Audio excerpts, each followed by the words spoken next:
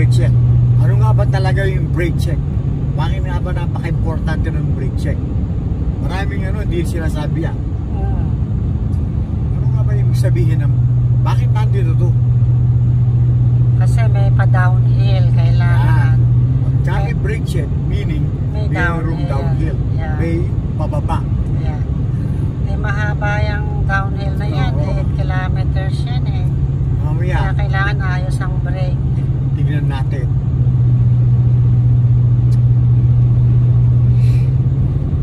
Coming up,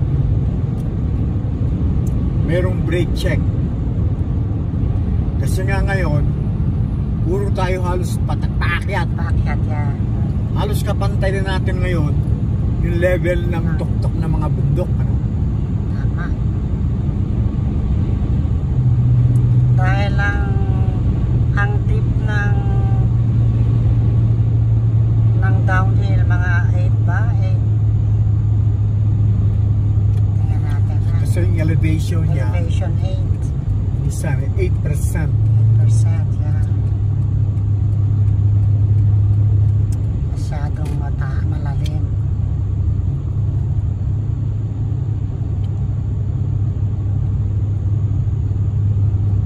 Especially sa mga truck at saka yung may trailer na hatak, kailangan nilang mag-brake check.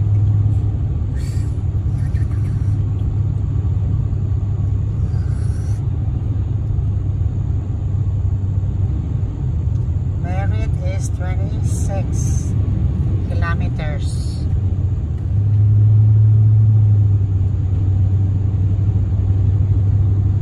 Nagawa pa kalsada.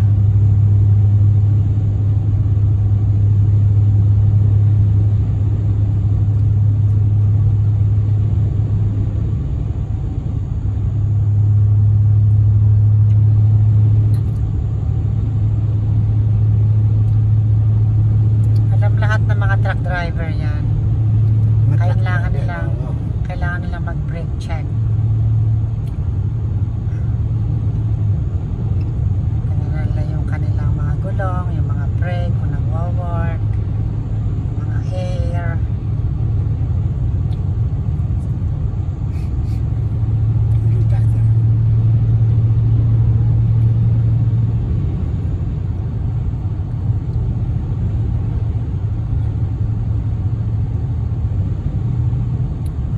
Papandi ng nagawa, no? Ang isang lane. Kado yan.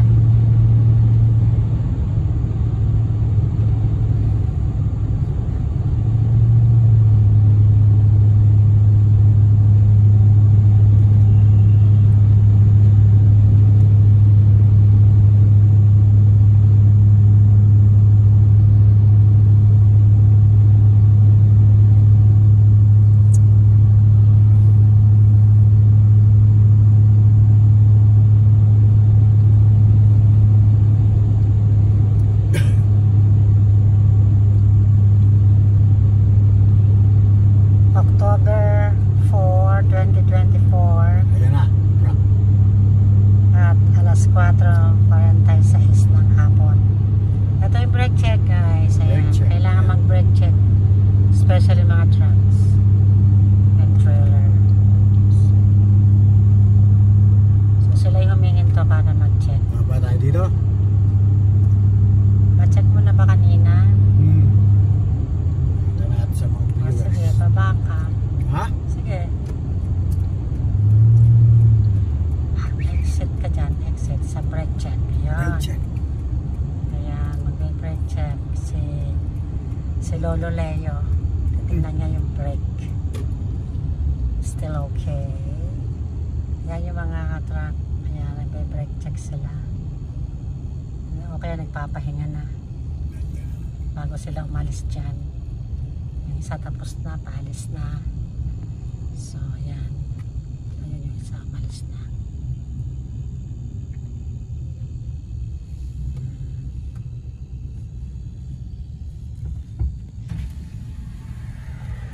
Paalis na rin sila.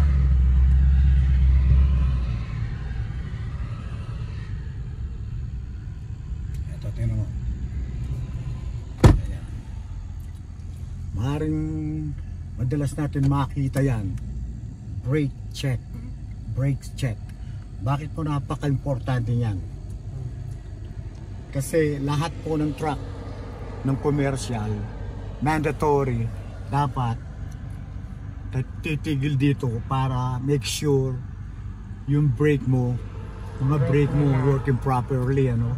Para magkaroon lang ng idea.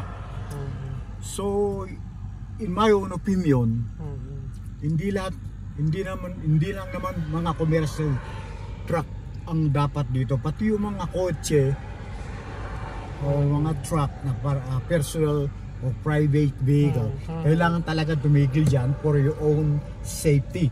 Make sure na yung effectiveness ng brake system mo nagwo-work. Dahil kanina pa tayo, you notice, we were climbing the mountain for a while, and now as you can see, now we're almost level to the mountain. We're on the peak, the highest peak of the mountain now. Now, we're gonna descend. Sabi nga, ngayon ito pababa na tayo. Wala nang ano dito, hindi na pwedeng tumigil. Kaya make sure na ang brake mo okay. Once na ang brake mo nawalan, ito walang 8 kilometers no pa 8 kilometers hanggang Merit. Ito talagang puro pababa. Nawalan ka ng brake dito, bye-bye, sayonara. Ay, wala na. Nakakailangan make sure na hindi lang truck ang pupunta rito, kaya masyado silang ano kasi ang mga DOT talagang sa mga ano, pag kung kotse lang ganito, truck, okay lang. Pero pag truck na ganyan, hindi siya tumigil dito at nahuli hindi siya tumigil, ay may multa. So, kanya kailangan checkin mo muna. Make sure na may brake ka. Lalo na kung bago-bago ka lang na driver na kahit sa mountain, any driving on the mountains, make sure, kaya nga linagay yan, ano? Yung sign. Yung sign kasi para make sure na safe tayo, no? Ngayon, makikita natin bakit. Ito nga ito, puro pababa to. Wala nang tigil dito. Hanggang sa Merit na to, no? Tingnan natin. Ilang percent ang ano? I think this is 8%. Yeah, 8% high level. Yeah. Okay, na tingnan natin ngayon, ha? Okay. Kaya sige yan. As we start going the downhill now here, pababa na to. I'm talking about really steep, very steep. First, you're gonna start slowly. As you can see, the sign. We're gonna see how much percent. Oh, 6%. 6% lang. Yeah, 6% ang lalim steepness. For 80 kilometers. Once na dito, mawalan ka ng yan, ayan na. Sarado may window. Yan. Slow trucks. Slow lang tayo to. Use 4 ways. Wala nang tigil dito. Pag nawalan ka ng brake dito, bye-bye. Yan. Kahit iwan mo yung gas mo rito, wala ka ng gas, kusa sa tatakbo. Dahil yung momentum mo, patuloy yan. Yung momentum. Ayan na. Bumaba na yan, wala nang tigil yan. Hindi mo na may stop yan kung wala kang brake dito. Bye-bye, siya yun na. Ayan. Just a reminder, just a friendly reminder for those who are new drivers, novice drivers. Now, as you can see, I'm doing 110 now kilometers an hour, right? Without touching my gas pedal. Yeah, because the moment, as you can feel it, the momentum is increasing. Yeah, it's increasing without myself touching the pedal, the accelerator. See? Yeah. Now, I'm not doing anything, just watching the road, relax, just, no pressure. Yeah? Once in a while, Once in a while, you kiss your brake, but not too much. Just put a little pressure on your brake pedal. Make sure you slow it down a little bit, because like I said, the momentum is starting to increase. This is 18 kilometers. I'm not, like I said, I'm not doing anything now. I'm not touching my pedal. As we go down, now 100 kilometers. 100 kilometers an hour without touching the gas pedal.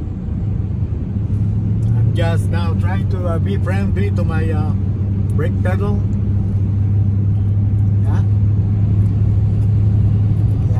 Okay. Now this is the fun part. There you go. You're driving, especially now it's against the sun, and the highway is not too busy, which is good. Very good. Not too many trucks.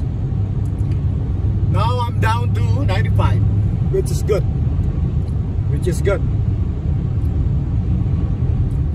Just relax, just stay on the right. Let other faster drivers pass. Okay. I'm good. I have a good control. Yeah. Now still going down.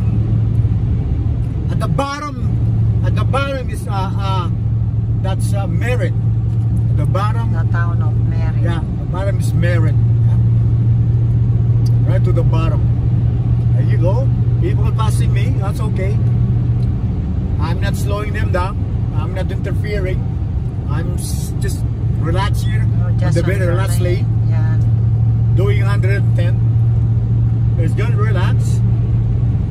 Yeah. Alright. We're good. This is the steepest part of this stretch. There you go, another sign. See that sign there? Downgrade, downhill, see? Another 2 kilometers. Not doing anything. The track's just free energy. Ayan yung runaway. Yeah. Merritt is another 14 kilometers. Yeah, that's okay.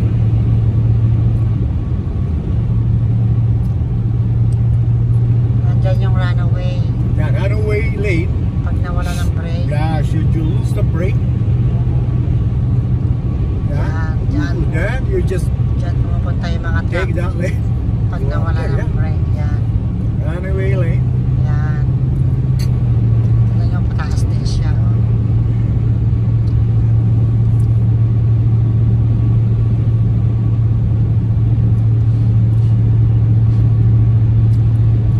Yeah, another one at that side. We're still going down. Steep. 6%. 2 kilometers. Yeah. Kaya may sign lahat eh. Yeah. Para makapag-prepare ng mga driver. Yan, may another runaway. Another runaway lane. Yeah. Just in case ma-lose ng brake yung mga truck dito, sila mag-turn dyan sa runaway na yan. Yan sila. Alright. Ayan. Okay. Alright, we're doing good. We're doing good. Yes. Now this lane will merge on the left, so I need to move on the left lane. There you go.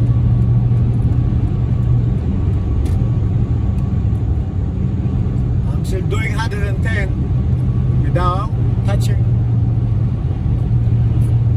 my gas pedal or accelerator. There you go.